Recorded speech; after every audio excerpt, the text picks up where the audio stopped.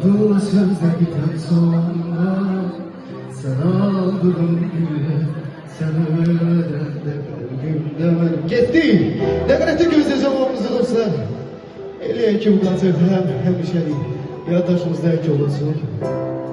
Kalbimiz hepsi sevgiyle dönüşsün, seviyorum seni. Gitti. Yüreği dağlar, geceden gelen vergi yollar. Aklımda sözler biten sonra sen aldın güller, sen vermeden kalbimde benim solur. Dağlar, geceden gelen vergi yollar.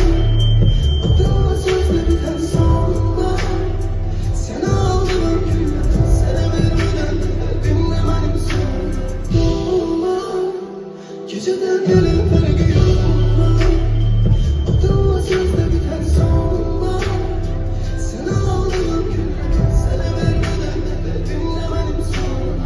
Seninle ben ışığımın içinde yandım, derin yaralı sevgine benimle yandım. Dayandı şu bir anlık, seven düşünmüyor. Cehennem oldu beni sen kadar yandıramam. Cevap verin sevenlere bu sevgi